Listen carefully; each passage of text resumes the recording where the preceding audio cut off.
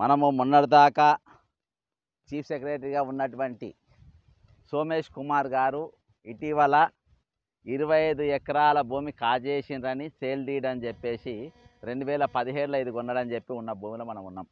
మనం ఉన్న ఈ ఊరు కొత్తపల్లి, అంటే యాచారం మండలం, రంగారెడ్డి జిల్లా యాచారం మండలం కొత్తపల్లి గ్రామ శివార్ల ఉన్నటువంటి ఈ భూమిలో మనం ఉన్నాం. ఇది సర్వే నంబర్ 249 260. ఇక్కడ మొత్తం కలిసి 80 ఎకరాలు 7 ఎకరాలు అని మొత్తం కలిపి 25 ఎకరాల 19 గుంటలు అని చెప్పేసి మరి ఏసీబీ ప్రభుత్వం వారు ఈయన అక్రమంగా కొన్నారని చెప్పి చూపించారు.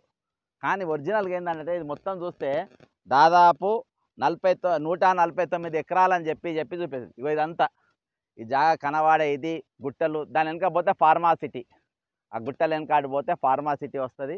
ఇగో ఇది మొత్తం ఇక్కడికి అంతా ఆయనదే ఆ భూమి.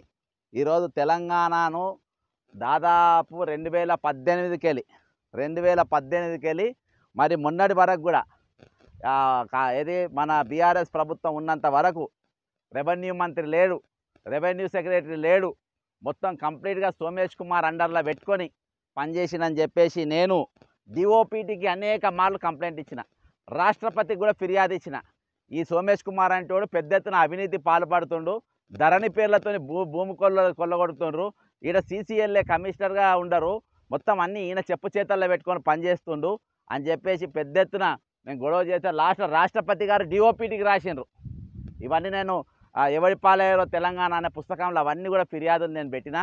మరి అన్నీ కంప్లీట్గా అన్ని డాక్యుమెంట్స్ నేను సమర్పించిన.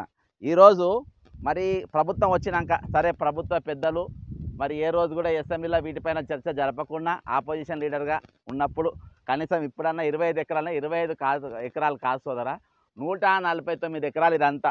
నేను బాధాప్తా ఇది దాదాపు ఒక వారం 10 రోజులకి వెళ్ళి ఈ జాగా ఎక్కడుంది ఏంటిది ట్రేస్ అవుట్ చేయడానికి అని చెప్పి మొత్తం తిరిగితే ఇక గుట్టలకి వెళ్ళి అవతలకి వెళ్ళి ఎక్కడ కూడా కనబడడానికి ఒక మనిషి కూడా కనబడతలేదు. చూడండి, ఈ గుట్టలలో ఎందుకు ఉన్నాడు సోమేష్ కుమార్, ఇక్కడ ఏమున్నదని కొన్నాడని చెప్పేసి నేను ఆలోచిస్తే ఈరోజు ఈ గుట్ట వెనకనే ఇట్లకెళ్ళి వస్తే మనం అడిదికి వెనకపోతే మొత్తం ఫార్మాసిటీ ల్యాండ్స్ మొత్తం ఆ వెనక మొక్కన పెట్టిరు.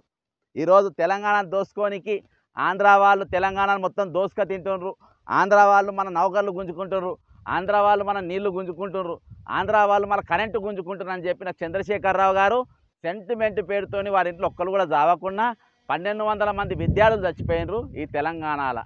అటువంటి 1200 మంది విద్యార్థులు చచ్చిపోతే అలా ఎవరికి నౌకర్లు ఇవ్వలే, పాడియలే. కానీ ఈ కుటుంబం మాత్రం 5 నౌకర్లు ఇచ్చుకొని ఇట్లా దోపిడీకి గురైనరు. ఈరోజు ఒక బీహార్ ముఠాన్ని తెచ్చుకున్నారు.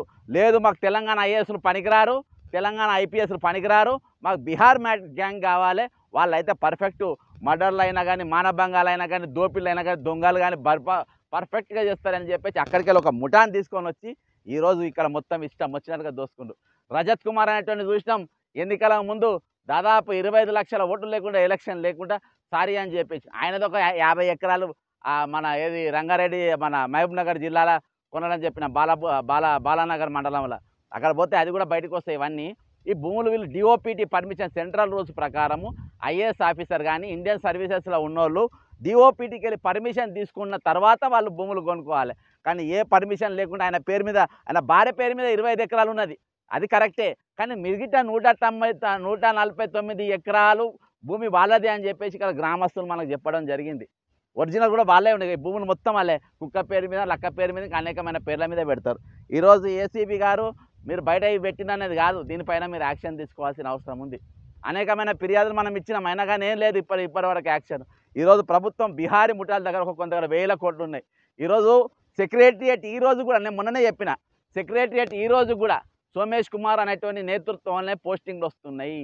ఈరోజు సందీప్ కుమార్ సుల్తానా అనేటోడు ఉన్నాడు, బీహారోడు, ఆయన ఒక చార్టర్ అకౌంటెంటు, ఆయన కాళేశ్వరంలో కీ రోల్ ప్లే చేసింది, ఇప్పటికి వీళ్ళకి తెలియదు కావచ్చు. కీ రోల్ ప్లే, ఆయన charter accountant, all India charter అకౌంటెంట్లో ఆయన ఒక పొజిషన్ కూడా ఉంది, ఒక రూల్ ఉంది, ఐఏఎస్ ఆఫీసర్ అయినా కానీ చార్టర్ అకౌంటెంట్ కూడా నడపొచ్చని. కాళేశ్వరం వ్యయం పెంచింది 40,000 కోట్లకు, మళ్ళీ ఎక్కువ ఎనాన్స్ చేసింది ఎవరంటే సందీప్ కుమార్ సుల్తానియా. ఈరోజు సందీప్ కులం సుల్తానియా అనేటువంటి పంచాయతీరాజు, శ్రీనిధి ఇవన్నీ ఆయన పేరు మీద పెట్టి ఆయన పెద్ద ఎత్తున ఫోకస్ చేసిండ్రు. మేము ఎన్నిసార్లు మొత్తుకున్నా ఈ గ్యాంగ్ను తీస్తలేరు, జరుపుతలేరు. ఇప్పటికి రజత్ కుమార్ అనేటువంటి అట్నే పెట్టిండ్రు. ఇప్పటి వరకు ఎవరు మన ఆయన పేరు జయేష్ రంజన్ అట్నే పెట్టిండ్రు. నవీన్ మిత్తల్ అనేటువంటి ధరణి ఈయన వారసునిగా సోమేష్ కుమార్ వారసునిగా నవీన్ మిట్టల్ని పెట్టింది. ఒక్కడు ఈరోజు తెలంగాణ ఎన్నికలు నడిపే పైసలు ఉన్నాయి తెలుసా, వేల కోట్ల రూపాయలు ఉన్నాయి, వేల కోట్ల. అందుకని నేను ఏం చెప్తున్నా అంటే జర్నలిస్టులు ఎన్నో రోజులకెళ్ళి భూముల కోసం కొట్లాడుతూ ఉన్నారు, ఇండ్ల ప్లాట్ల కోసం కొట్లాడుతూ ఉన్నారు. ఇంత జాగున్నది, విలువైన జాగా ఈరోజు మూడు కోట్లకు ఎకరం అంటే, ఇక్కడ 3 కోట్లకు ఎకరం అంటే నేను తెలంగాణ జర్నలిస్టులకు ఈ భూములు పంచాలని చెప్పి నేను అంటున్నా. ఈరోజు అదే స్లోగన్తో ఈరోజు ఇక్కడికి మేము రావడం జరిగింది. ఇక్కడ నేను తెలంగాణ ప్రభుత్వానికి చెప్పేది ఏంటంటే ఈ భూములు ఈ బీహార్ బండిపోట్లకు కాదు, ఈరోజు ఈస్ట్ ఇండియా కంపెనీ కన్నా లేకుండా మొఘల్ రాజుల కన్నా ఆంధ్ర పాలకుల కన్నా తెలంగాణకు ఎక్కువ దోచిపెట్టింది కల్వకుంట్ల చంద్రశేఖరరావు కుటుంబం. ఈ సోమేష్ కుమార్ అనేటోళ్ళు ఈ బీహారీ ముఠాకు బీహార్ ఐఏఎస్ ఆఫీసర్లో పెట్టిండ్రు. మొన్నదాకా ఆంధ్రప్రదేశ్ క్యాడర్కు చెందినటువంటి ఐపీఎస్ ఆఫీసర్ అంజనీ కుమార్ను డీజీపీగా పెట్టుకున్నాడు, అనేకమైన అధికారులను వల్ల పెట్టుకున్నారు. ఈరోజు ఇక్కడ 149 ఎకరాల భూమి ఉన్నది. ఇక్కడ తెలంగాణ ఉన్న జర్నలిస్టులందరికీ ఈ 140 ఎకరాల భూమిలలో వాళ్ళ ప్లాట్లు ఇవ్వండి. ఇక్కడ వాళ్ళ ప్లాట్లను మీరు ఎక్కడ ఇస్తలేరు కదా, మీకు భూమి చూపెడతలేరు కదా, జర్నలిస్టులకు అందరు కూడా మాట చెప్పి వాడుకుంటున్నారు కదా. ఈరోజు చెప్తున్నా, నిజమైన జర్నలిస్టు ఉన్నారు. నాకు అనుభవం ఉన్న జర్నలిస్టులలో కూడా చాలామంది చాలా రకాలుగా ఉన్నారు, కానీ నిజాయితీ గల జర్నలిస్టులు. అందుకని ఈరోజు నేను బయటికి రాగలిగిన అనేకమైన విషయాలు ఈ 5 సంవత్సరాలు తెలంగాణ దమనకాండను బయటపెట్టడం, తెలంగాణ ప్రభుత్వం యొక్క అవినీతిని బయటపెట్టగలిగినాం. ఈరోజు అటువంటి నికాసైన జర్నలిస్టులు చాలామంది ఇండ్లు లేకుంటున్నారు, చాలామంది జాగాలు లేకుంటున్నారు, చాలామంది నిజాయితీగా వాళ్ళు పనిచేసుకుంటే ప్రభుత్వానికి ప్రజలకు మధ్యలో వారధిగా